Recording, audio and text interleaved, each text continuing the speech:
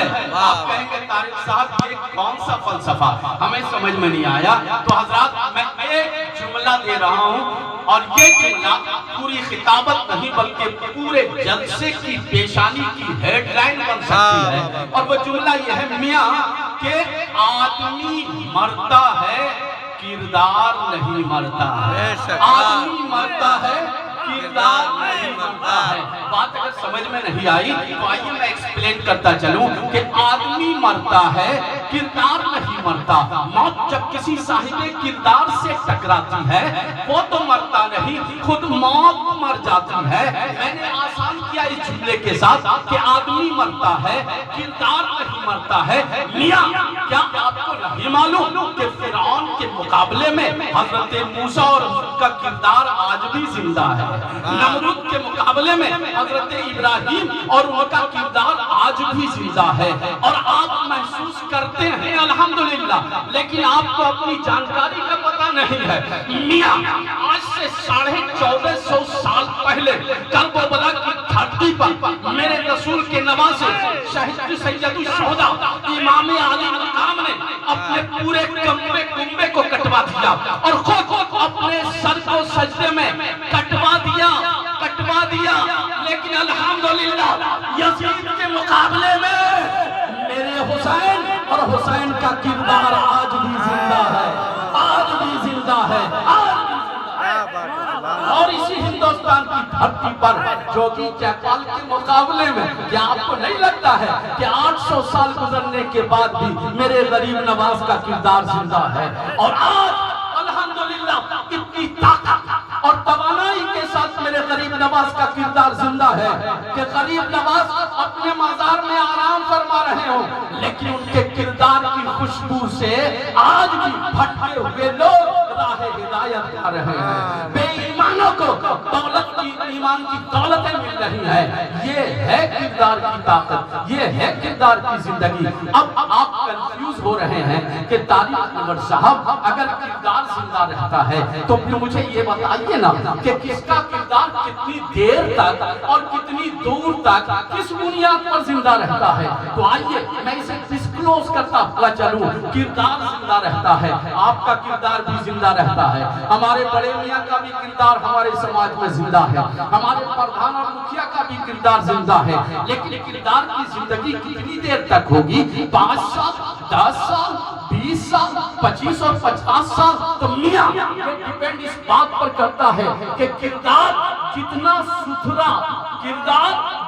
ستھرا اور مضبوط ہوگا اس کی زندگی اتنی ہی دیر تک اور اتنی ہی دور تک محسوس کی جائے گی، اتنی ہی دور تک محسوس کی جائے گی۔ ہمارے سماج میں کوئی بہت اچھے کردار کا مالک ہوتا ہے تو لوگ 50 سال تک اس کے کردار کا تذکرہ کرتے ہیں، یہ آدمی بڑا اچھا تھا۔ کوئی بہت اچھا ہے تو اس کی اولاد بھی، اولاد کی اولاد بھی، پوتے پر پوتے بھی الحمدللہ اپنے دادا اور پردادا کا تذکرہ کرتے ہیں کہ میرے دادا کا کردار ایسا تھا، میرے دادا کا کردار اور رول اتنا اچھا تھا، ان کا اخلاق اتنا اچھا تھا۔ ہم اور آپ بھی کسی کے بارے میں جب بات کرتے ہیں وہ مر گیا، کئی سال گزر گئے، لیکن جو ان کے ہم نشین تھے، جو ان کے ساتھی تھے، وہ ان کا تذکرہ کرتے ہیں کہ جناب شرافت علی گزر گئے، لیکن جناب ان کا کردار بہت اچھا تھا۔ جب بھی ان کے دروازے سے گزرتے تو ایک گلاس پانی کم سے کم بغیر پیے تو اپنے دروازے سے کھسکنے نہیں دیتے، اور جب بھی چھوٹے سے ملاقات ہوتی تو چھوٹوں پر ایسی دستے شفقت رکھتے کہ ڈھیر ساری دعائیں انہیں دل کھول کر دیا کرتے تھے۔ اتنا اچھا کردار تھا۔ اب ذہن کو حاضر رکھیے گا، کسی کا کردار اتنا اچھا کہ وہ 10 سال یاد کیا جائے، وہ 20 سال زندہ رہے، وہ 50 سال یاد کیا جائے۔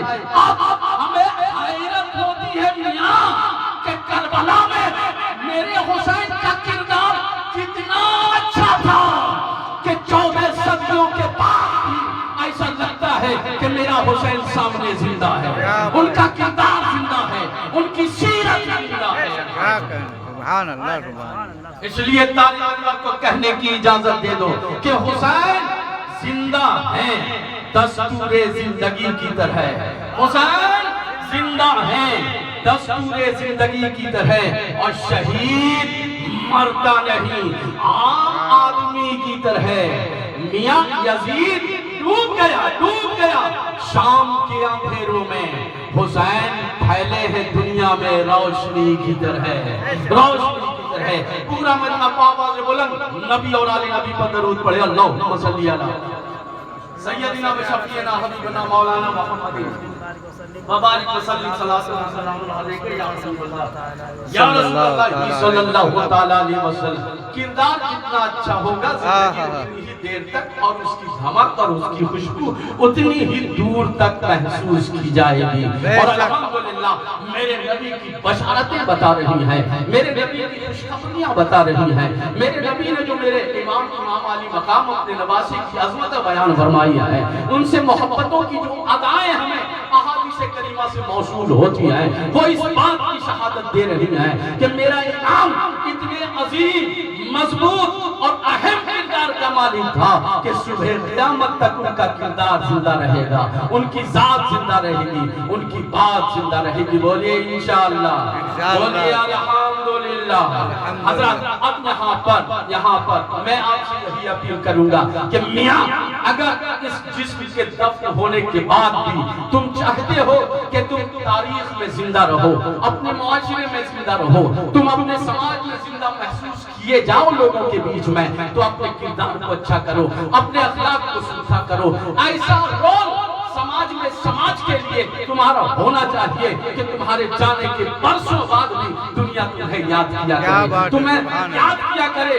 اور اسی شاعر نے بہت خوب کیا کہ کہا ہے کہ زندگی اس طرح جیو کہ دشمن کو بھی رشک ہو، زندگی اس طرح جیو کہ دشمن کو بھی رشک ہو، اور موت ہو ایسی کہ دنیا دیر تک ماتم کرے، یا تمہارے جانے کا غم کرے، تمہارے جانے کا افسوس ہو۔ ورنہ سینکڑوں لوگ ڈیلی اس خاکدان گیتی پر پیدا ہوتے ہیں، اور ہزاروں لوگ سانسوں کے بند ہو جانے سے، حرکت قلب کے بند ہو جانے سے، بلڈ پریشر کے بڑھ جانے سے، برین ہیمریج ہو جانے سے، ایک ٹھوکر لگ جانے سے موت بہانہ بن کر آتی ہے اور وہ چلے جاتے ہیں، انہیں کوئی یاد کرنے والا بھی نہیں ہوتا۔ ہاں مگر جس کا کردار اچھا ہوتا ہے، جس نے سماج میں پازیٹیو، مضبوط اور اچھا رول ادا کیا ہے، الحمدللہ لوگ اسے یاد کرتے ہیں، وہ اپنے کردار اور اپنے کارناموں کے اندر زندہ رہتا ہے۔ اچھا یہیں پر میں رک کر ایک بات بتانا چاہتا ہوں، میری نظریں ان لوگوں کی طرف بھی ہیں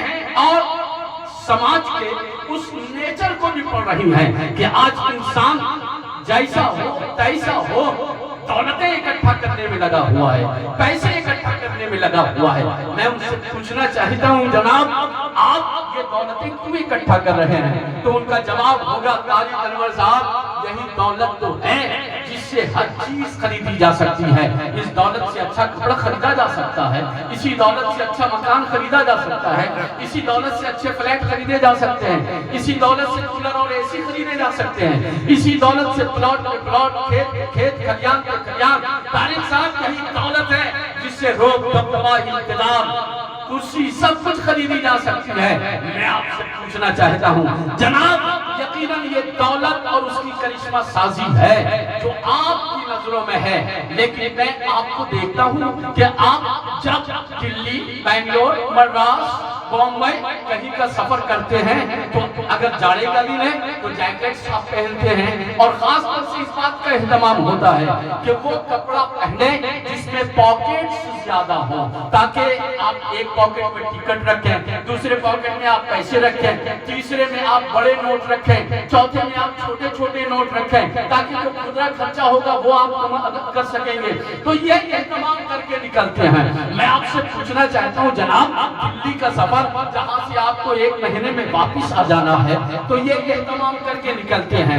مدراس کا سفر جہاں سے 6 مہینے کے بعد آپ کو گھر لوٹ آنا ہے، یہ اہتمام کر کے نکلتے ہیں۔ سعودی کا سفر جہاں سے 1 سال یا 2 سال میں آپ لوٹ آئیں گے، آپ یہ اہتمام کے چلتے ہیں کہ وہ ڈریس پہنو جس میں پاکٹس ہوں، پیسے رکھے جائیں، روپے رکھے جائیں، ٹکٹس رکھے جائیں، ایئر ٹکٹس رکھے جائیں۔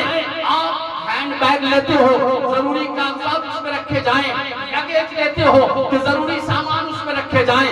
میں آپ سے پوچھنا چاہتا ہوں کہ یہ 1 مہینے کا سفر 2 مہینے پہ واپسی ہے، 3 مہینے پہ لوٹ آؤ گے، سال اور سال میں اپنے بغیر واپس آ جاؤ گے. اس شہر کے لیے اتنا اہتمام, اس سفر کے لیے اتنا اہتمام ہے. میاں یہ جو آخرت کا سفر ہونے والا ہے موت کے بعد, اس کے لیے تمہاری کیا تیاری ہے؟ اس کے لیے تم نے کون سا سامان سفر اکٹھا کیا ہے؟ جناب یہاں تو تم تھوڑے دیر کے سفر کے لیے جاتے ہو تو وہ ڈریس پہنتے ہو جس میں پاکٹ ہو تاکہ تم اپنے روپے, پیسے اور ٹکٹس رکھ سکو. لیکن جب تم آخرت کے سفر پہ جاؤ گے نا, کوئی مائی کلال تمہیں ایسا ڈریس نہیں دے گا جس میں ایک بھی پاکٹ ہو. جب کفن پہنایا جاتا ہے, چاہے وہ جبار چک میں مومن کو کفن پہنایا جائے, چاہے وہ حسین آباد میں پہنایا جائے, چاہے یہ ڈریس جو آخری سفر پہ جانے کا ڈریس ہے بہار کی سرزمین پر مسلمان اپنے مسلمان بھائی کو پہنا رہے ہوں, ایک بھی پاکٹ نہیں ہوتا ہے. آپ کہو گے طارق انور صاحب پاکٹ کا کیا کام؟ ہاں بلا شبہ آخرت کے سفر پہ جانے والے کے جو کپڑے ہیں نا, جو کفن ہے نا, اس میں پاکٹ اسی لیے نہیں ہوتا. میں وہی تو بتانا چاہتا ہوں. آپ نظروں سے دیکھتے ہیں لیکن دل پہ آپ محسوس نہیں کرتے, اسی لیے نہیں ہوتا ہے. میاں تم کروڑ پتی ہو لیکن ایک روپیہ بھی تمہارے آخری سفر میں ساتھ نہیں جائے گا. تم لاکھ پتی ہو, ایک سکہ بھی تمہارے آخری سفر پہ ساتھ نہیں جائے گا. تم سینکڑوں بیگھہ کے مالک ہو, زمین کا ایک ٹکڑا بھی تمہارے ساتھ نہیں جائے گا. زمین کا کوئی کاغذ تمہارے ساتھ نہیں جائے گا.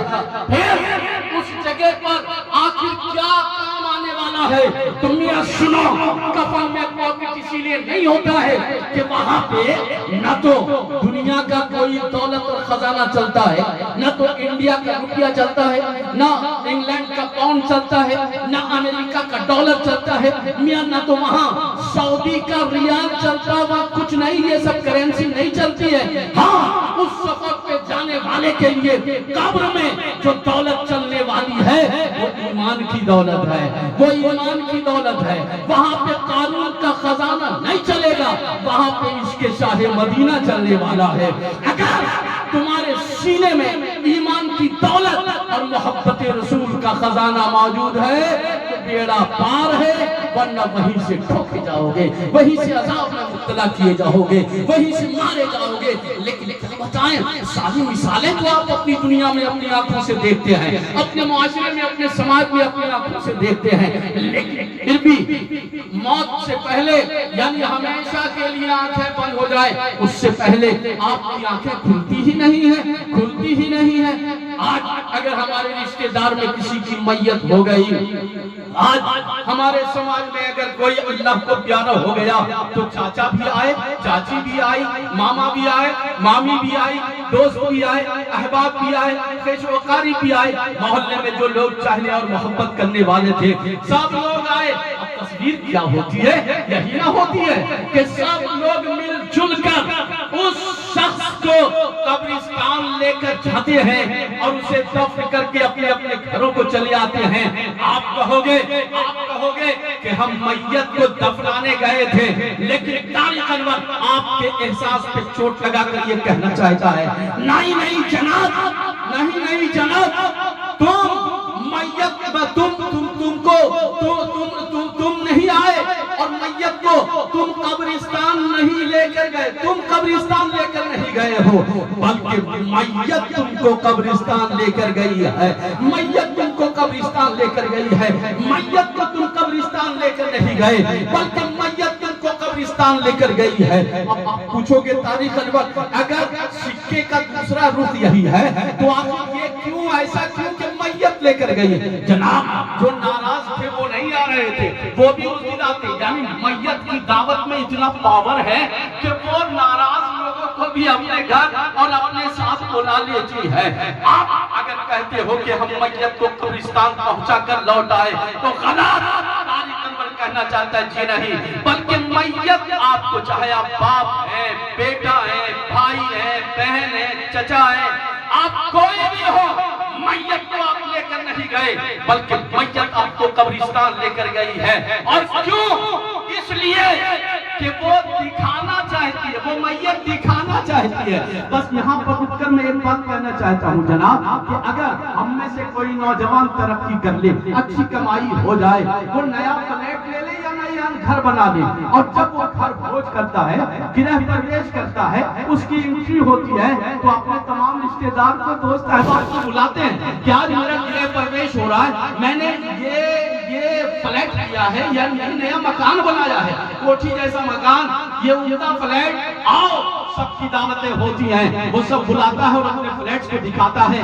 تو ٹھیک اسی طرح طارق انور آپ سے عرض کرنا چاہتا ہے، جناب میت آپ کو قبرستان لے کر گئی ہے، اور وہ زمین کے اندر چھوٹا سا اپنا گھر آپ کو دکھا کر یہ بتانا چاہتی ہے، میرے چچا، میرے دوست، میرے احباب، میرے گاؤں والوں، میرے محلہ والوں، یہ میرا چھوٹا سا گھر ہے جس میں آج میں گرہ پرویش کرنے والا ہوں، لیکن تم سب یاد رکھو کہ چاہے بڑی بلڈنگ ہو، چاہے فلیٹ ہو، عیش و آرام کی جگہ تمہارے پاس ہو، ہزاروں بیگھہ کھیت اور کھلیان ہو، لیکن یاد رکھو سینکڑوں بیگھہ کھیت اور بڑے سے بڑا بنگلہ ہونے کے باوجود آخرکار تمہارا رزلٹ یہی ہے کہ تمہیں اس 3 گز کے چھوٹے سے زمین کے اندر کے مکان میں تمہیں آنا ہے، جہاں نہ تو کولر ہے، نہ اے سی ہے، نہ فین ہے، روشنی کے لیے کوئی ٹیوب لائٹ نہیں۔ ہاں،